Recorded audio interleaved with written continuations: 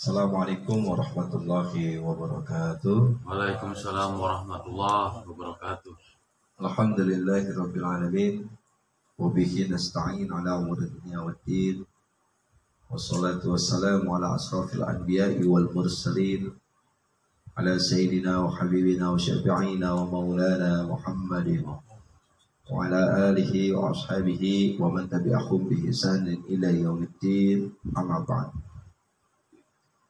Salam ngaji ngopi santai, masih bersama di channel YouTube ngaji ngopi santai, ditemani dengan para tim, ada Bapak Anton dan Bapak Rohim yang ganteng-ganteng.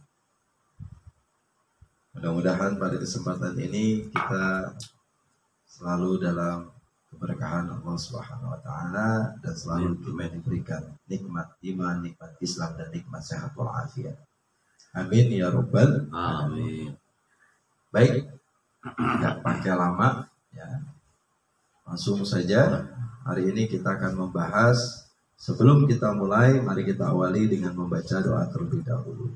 Bismillahirrahmanirrahim. Bismillahirrahmanirrahim. Raditu billahi rabba Raditu billahi wa bil rabba islami dina wa bil wa islami bi dina Muhammadin nabiyya wa rasula wa bi Muhammadin nabiyya wa Rabbi rasula. zidni ilman Rabbi zidni ilman warzuqni fahman warzuqni bi fahman rahmatika ya arhamar rahimin. bi rahmatika ya arhamar rahimin. Amin amin Amin amin ya rabbal rabbal alamin. ya mujibas sya'irin. Alhamdulillah pada kesempatan pada malam ini tepat pada malam 1 Muharram ya, tahun baru Islam, yang dimana bahwasannya Muharram itu bulan yang sangat istimewa. Sebagaimana Allah Subhanahu wa taala berfirman di dalam surat At-Taubah ayat 36 ya. Jadi kita ngupas ngajinya ini sambil santai ya. Jamaah juga kita sambil wudu dan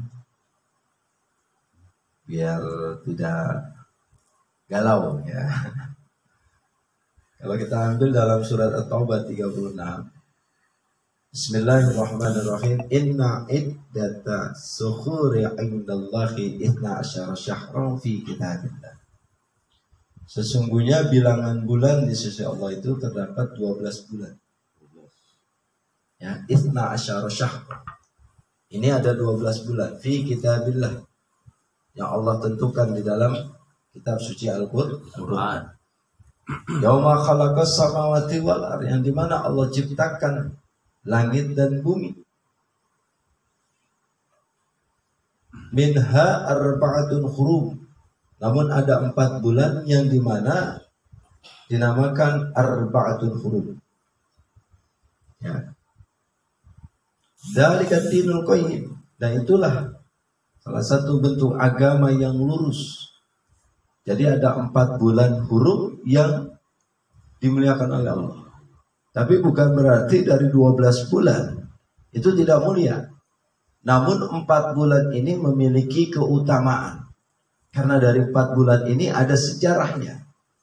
Apa saja arba'atun hurum itu? Yang pertama adalah bulan Dzulhijjah. Di situ ada terjadi yang namanya peristiwa Nabi Ibrahim dengan istilah sejarah kurban. Ya, bahkan perintah juga ada haji di situ. Kemudian ada Dzulqa'dah, itu masih menyambung. Ya. Kemudian ada bulan Rajab. Ada peristiwa penting di bulan Rajab, yaitu Isra wal Mi'raj. Dan yang terakhir bulan Muharram. Nah, di bulan Muharram juga terdapat peristiwa penting, yang dimana bulan Muharram itu bulan yang terjadinya pertolongan Allah kepada para nabi. Ya. Nah, jadi minha arba'atun hurum ini sepakat para ulama membagi ada 4, yaitu yang pertama Dzulhijjah, Dzulqa'dah, Rajab dan Muharram, atau Rajab ya, kemudian Dzulqa'dah, Dzulhijjah, Muharram. Nah. Fala tazlimu fihinna anfusakum. Kemudian Allah perintahkan dari 4 bulan ini, janganlah engkau menzolimi dirimu sendiri dan menzolimi orang lain. Kita nggak boleh tuh menzolimi. Makanya tradisi orang Arab dulu, kalau udah terjadi 4 bulan hurum, itu perang libur dulu, damai. Ini istilahnya begitu, libur dulu, udah kayak bocah sekolah tuh. Jadi kafir Quraisy itu sama orang Muslim itu libur dulu di 4 bulan. Ya. Nah, maka di bulan Muharram itu dilarang bagi kita menzolimi baik diri sendiri maupun orang lain. Nggak boleh. Nggak boleh melakukan permusuhan, dengki, hasud, menzolimi orang lain, bahkan menzolimi diri sendiri pun nggak boleh. Contoh menzolimi diri sendiri apa? Contohnya menzolimi diri sendiri, salah satunya adalah melakukan perbuatan maksiat. Tidak menjalankan perintah Allah, itu termasuk orang-orang yang menzolimi dirinya sendiri. Wa qatilul musyrikina kafah kama yuqatilunakum kafah. Dan perangilah orang-orang musyrik secara kafah.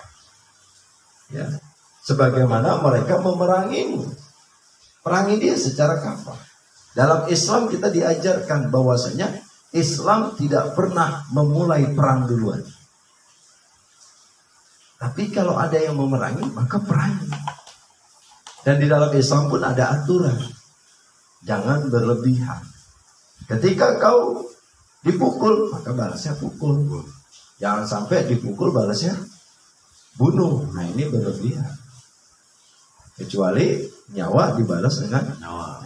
Dan Islam pun tidak pernah melakukan peperangan kecuali diperangi. Wa'lamu annallaha ma'al muttaqin. Dan ketahuilah sungguhnya Allah itu bersama orang-orang yang takwa. Nah, kenapa dinamakan bulan Muharram? Kalau kita ambil di dalam kitab ya, Tafsir Al-Fakhrur Razi juz 16 halaman 53. Ya. Bahkan dijelaskan annal muharrama sumya bidzalika likaunihi syahran muharraman. Dinamakan bulan Muharram karena bulan tersebut memiliki banyak keutamaan. Dijelas. Wa in di annahu sumya bidzalika ta'kidan. Ya. Litahrimihi.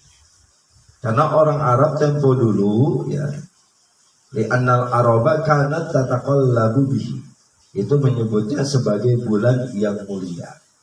Jadi Muharram itu sudah dikenal dari orang Arab terdahulu, itu sudah tahu bahwasanya bulan Muharram itu bulan-bulan yang mulia. Peristiwa apa saja yang terjadi di bulan Muharram? Ya, salah satunya adalah Nabi Nuh diselamatkan dari banjir. Sampai akhirnya beliau selamat di Bukit Zuhdi. Tahu Bukit Zuhdi? Pengasinan belok kanan dikit. Paruh. Nah, jadi Bukit Zuhdi. Itu Nabi Nuh diselamatkan. Itu pun terjadi di bulan Muharram. Bahkan gak tanggung-tanggung.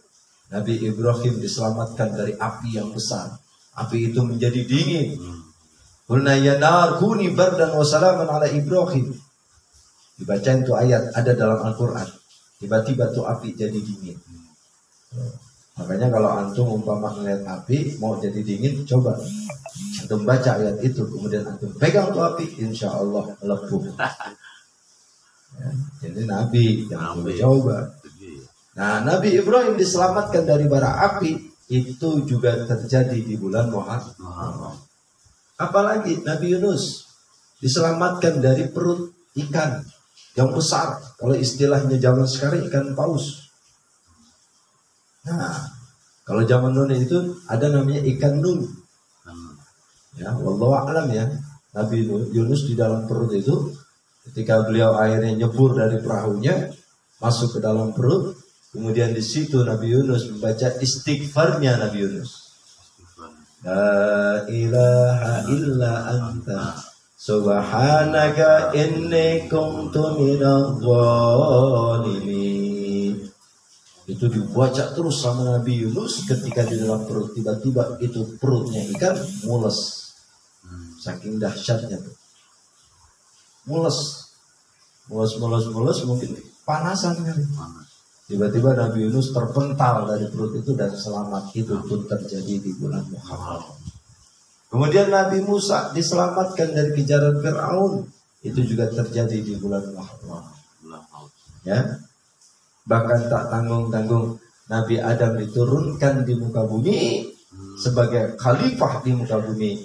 Itu juga terjadi di bulan Muharram. Sampai Nabi Adam juga membaca istighfar dengan doanya, Rabbana zalamna anfusana wa illan taghfir lana wa tarhamna lanakunanna minal khasirin. Nah, jadi banyak peristiwa. Nabi Ayub disembuhkan dari penyakitnya. Itu juga di bulan Muharram. Hebatnya Nabi Ayub, dikasih sakit kemudian sembuh di bulan Muharram. Setelah sembuh minta sakit lagi. Kenapa? Kata Nabi Ayub, ternyata enakan sakit. Kira-kira kalau kita gimana?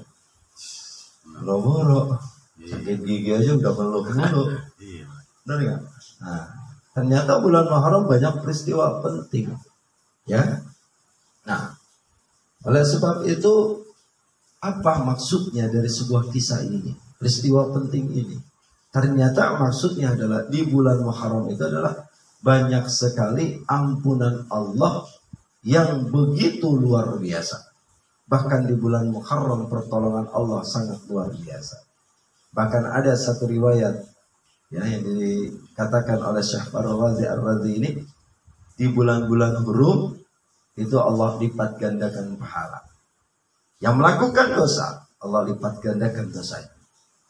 Annal ma'syata asyaddu fiha iqaban wa ta'ata fiha aktsaru thawaba. Barang siapa yang melakukan perbuatan maksiat di bulan hurum, maka niscaya balasannya pun akan berlipat ganda. Tapi barang siapa yang mereka melakukan kebaikan, Allah berikan pahalanya yang berlipat ganda. Masya Allah.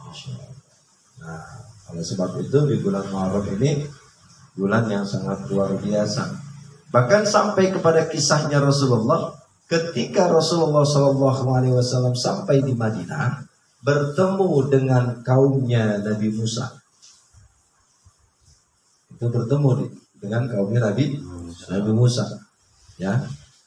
Nah, kemudian di situ dikatakan bahwasannya ketika Rasulullah SAW ya bertemu dengan kaumnya Nabi Musa, ya, satu riwayat, ini satu hadis, ini hadis yang diriwayatkan oleh Imam Bukhari. Ya, nanti dicari sendiri, itu hadis yang ke 1865. Masya Allah. Ya, kalau nyari hadis mah rada ngantuk. Kalau ngitung duit mah rada segera.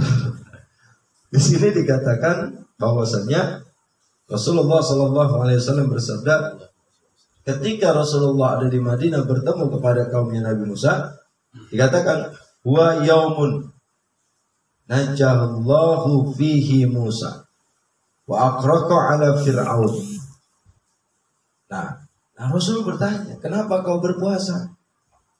Nah, kaum Nabi Musa menjawab, sesungguhnya Allah telah menolong Nabi Musa ketika dikejar Fir'aun. Sehingga akhirnya Fir'aun itu tenggelam di laut merah. Mana ada laut biru? Apalagi laut Ciliwung, ada. Nah, ternyata diselamatkan dari laut diselamatkan, ditenggelamkan di laut merah. Nabi Musa diselamatkan dari kejaran Fir'aun. Kemudian Nabi Musa bersyukur. Saking bersyukurnya, makanya Nabi Musa melakukan puasa yang disebut puasa Asyura. Ada Tasuha, ada Asyura. Tasuha itu tanggal 9 Muharram, ada Asyura 10 Muharram. Nah, akhirnya ya syukron lillah, karena bersyukur kepada Allah. Faqala, kemudian Rasulullah SAW bersabda, ana awwala bi Musa minhum fasomahu wa amara bisiyamihi. Apa kata Rasulullah? Sesungguhnya aku lebih berhak ketimbang Musa. Maka mulai detik ini aku berpuasa dan mewajibkan kepada sahabatku untuk berpuasa Asyura. Ini terjadi sebelum datangnya perintah Ramadan.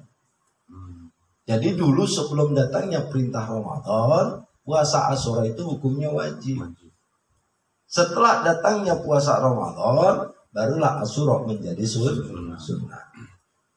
Ya, akhirnya turun satu hadis, man sa'a ayyasumahu falyasumhu wa man sa'a ayyasrakahu falyatsbukhu.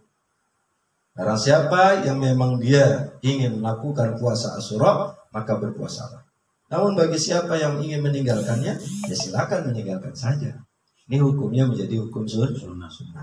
Sebelum ada perintah Ramadan, hukum Asyura menjadi wajib. Setelah datangnya Ramadan, berubah menjadi sunnah. Nah, lalu apa saja yang perlu kita lakukan di bulan Muharram ini? Amalan apa saja? Di sini dikatakan ya, bahwasanya ada amalan yang diambil kaulnya Syekh Abdul Hamid dalam kitabnya Kanjun Najwa wa Surur fi adiyati tasrahus surur, bahwasanya ada 5 amalan di bulan Muharram. Ya, 5 amalan. Yang pertama sholli, puasa dan salat. Jadi disuruh banyak-banyak salat. Apalagi salat ya, baik yang mulai ya, disuruh perbanyak. Kemudian puasa itu juga diperintahkan. Atau yang kedua, zur aliman ud waqtahil. Zur aliman ud waqtahil. Apa itu yang dijelaskan? Bahwasanya bersilaturahim. Banyak-banyak bersilaturahim di bulan Muharram. Jangan ada permusuhan. Jangan ada perbuatan zalim. Tapi saling menyambung silaturahim. Man ayyab syata fi rizqihi wa yunsa'alahu fi atharihi falyasyur rahimah. Barang siapa yang ingin dimudahkan urusannya, dimudahkan rezekinya, maka perbanyaklah sambung silaturahim. Kemudian zur aliman, ziarah. Kalau ada orang tua kita yang meninggal dunia, ziarahin di bulan Muharram. Ini kan jarang ya. Ternyata di bulan Muharram juga ada anjurannya. Disuruh ziarah ke makam orang tua. Atau kepada orang alim. Ke makam para wali. Ya, itu Masya Allah. Kenapa? Karena di bulan Muharram itu pahala dilipat gandakan. Bahkan doa kita pun itu mustajab. Doanya langsung diijabah. Ya, maka diperintahkan untuk melakukan yang namanya ziarah ke makam orang lain. Kemudian apa lagi? Yang ketiga, ra'sul yatim imsah tasaddaq. Ini mohon maaf ya, agak mati speakernya. Wagtasil, diperintahkan di bulan Muharram untuk mengusap rambutnya anak yatim. Makanya ada yang istilah mengatakan bulan Muharram itu lebaran yatim. Iya. Padahal lebaran yatim itu ya hanya adat saja. Ya. Yatim itu mau ngasih yatim enggak harus di bulan Muharram, di bulan apa saja. Tapi karena di bulan Muharram pahalanya berlipat, sehingga banyak orang menyantuni di bulan Muharram. Bahkan ada satu riwayat ini diperintahkan untuk mengusap kepala yatim, menyantuni. Nah, sehingga banyak orang yang menjadikan Muharram sebagai lebaran anak yatim. Padahal tidak. Mau nyantunin nggak harus di bulan Muharram. Ya, nah, kapan saja bisa. Kemudian tasodak, bersodakolah. Wagtasil, dan mandi. Satu riwayat Al-Imam Ibnu Jauzi mengatakan, barang siapa yang mandi di malam 10 Asyura, maka niscaya akan dijauhkan dari segala penyakit, kecuali penyakit kematian. Ingat, malam besok, malam 10 Asyura tuh mandi jam 2 malam atau 1/3 malam. Itu mandinya mandi sehat. Karena kenapa? Pergantian air. Allah ciptakan air turun ke bumi itu terjadi di 10 Muharram. Malam. Terjadinya air di muka bumi itu terjadi di 10 Muharram. Tanggal 10. Makanya 10 Muharram itu mandi. Itu 1/3 malam. Jam 2 jam 3. Ya, saya niat mandi untuk mensucikan diri saya di malam 10 Muharram karena Allah Ta'ala. Ya. Nah, kemudian sambil niat puasa. Ya, saya niat berpuasa 10 Muharram atau puasa Asyura karena Allah Ta'ala. Atau tasuhanya 9 Muharram, saya niat berpuasa tasuha 9 Muharram karena Allah Ta'ala. Cukup begitu saja. Kalau nggak bisa bahasa Arab, boleh bahasa Indonesia. Nah, kemudian ya, apa lagi? Dikatakan wasi' alal iyali falam zufra. Kemudian selain itu menambah nafkah keluarga. Jadi suruh banyak-banyak ngasih nafkah ke keluarga.